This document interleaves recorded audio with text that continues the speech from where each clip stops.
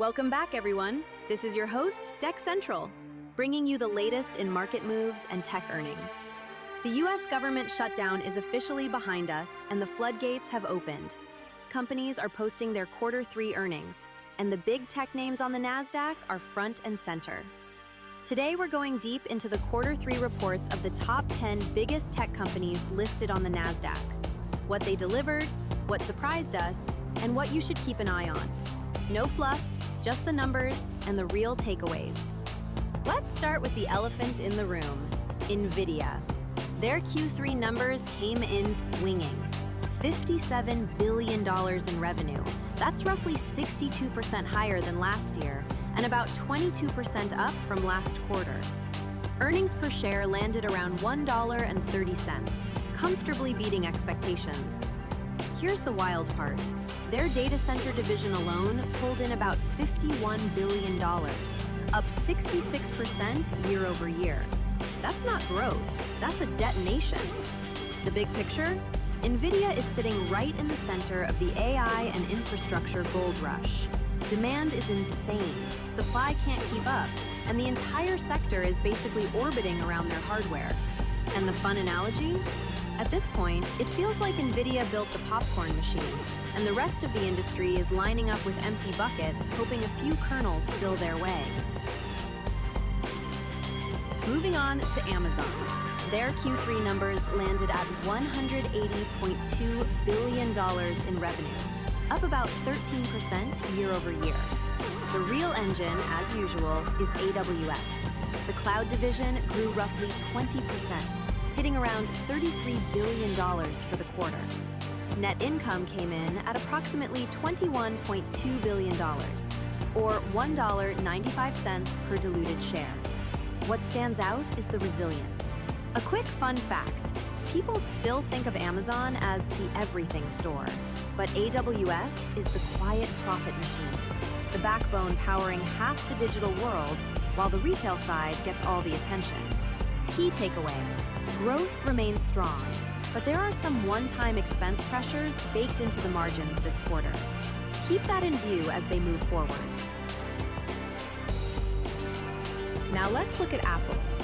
For their fiscal Q3, the company reported $94 billion in revenue, up about 10% year over year. Earnings per share landed at roughly $1.57, a 12% increase. The real standouts this quarter? Services revenue hit a record high at around $27.4 billion, and iPhone sales climbed about 13%, reaching approximately $44.6 billion. For a company often labeled as mature, those are impressive growth markers. A small fun note, Apple is proving it can still scale both hardware and services, and meanwhile, they're quietly pouring more resources into AI. Not loud, not flashy, but very intentional. Key takeaway, their premium hardware plus recurring services strategy continues to deliver. The forward-looking question is whether Apple can accelerate fast enough in AI infrastructure and innovation to stay ahead of the curve. Microsoft reported $70.1 billion in Q3 revenue, up about 13% year over year. Their intelligent cloud division, including Azure, brought in roughly $26.8 billion, up 21%. And Azure itself, along with related cloud services, grew around 33%. What to watch here is straightforward. Cloud and AI infrastructure continue to be the core of the story. A fun way to frame it? Microsoft built the plumbing for the digital economy, and every year more businesses turn on bigger pipes. Key takeaway? Growth is strong, but the spending curve for AI, data centers, and CapEx is steepening. Margins will get more attention in the coming quarters. Meta's Q3 report came in with a mix of big wins and big hits. The company reported $51.24 billion in total revenue, up 26% year over year. But diluted EPS landed at just $1.05, thanks to a heavy $15.93 billion one-time tax charge. Their family of social apps like Facebook, Instagram, and WhatsApp delivered $50.77 billion, also up 26%. Meta's core engine is still ads, and that part of the business is exploding. But they're simultaneously pouring billions into building the next platform with Reality Labs, even though it remains a major loss center. Fun fact, Meta is essentially running a wildly profitable amusement park, all the apps and ads, while quietly constructing a spaceship in the back lot. Whether that spaceship pays off is still a long-term bet.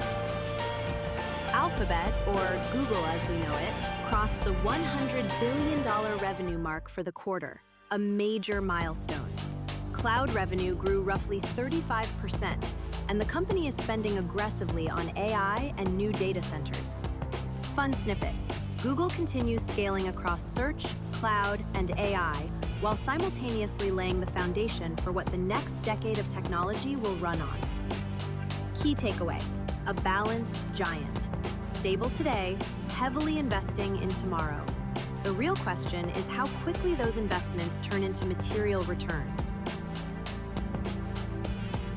Tesla's Q3 report came in with a mixed picture.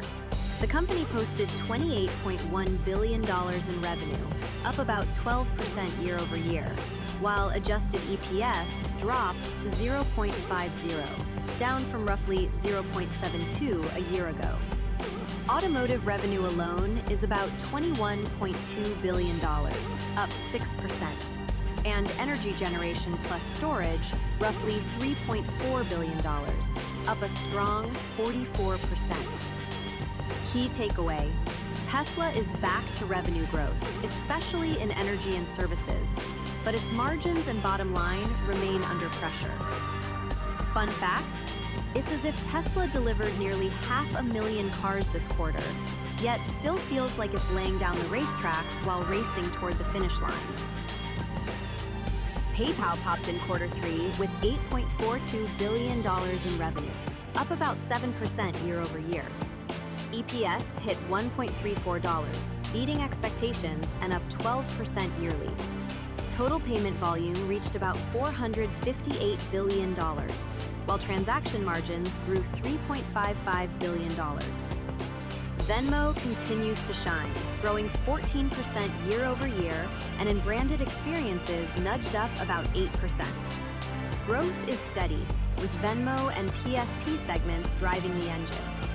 Margins are improving, and the business is clearly shifting toward higher margin services. Here is a fun fact for you. Think of PayPal as the digital cashier who's leveling up, faster, smarter, and now handling more transactions than ever. Intel posted $13.7 billion in revenue, up about 3% year over year. EPS bounced back to 90 cents after last year's loss. On the division front, Intel's gross profit margin jumped to 38% from 15% last year, and they generated about $2.5 billion from operation. Here's the takeaway. Intel's back in growth and profitability mode, modestly but meaningfully.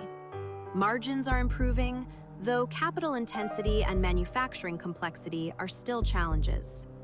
Fun fact, it's like Intel's finally back in shape. Stronger, leaner, but still carrying the weight of its heavy machinery. So that's it. This wraps up Deck Central's full Q3 earnings deep dive for the biggest NASDAQ tech giants.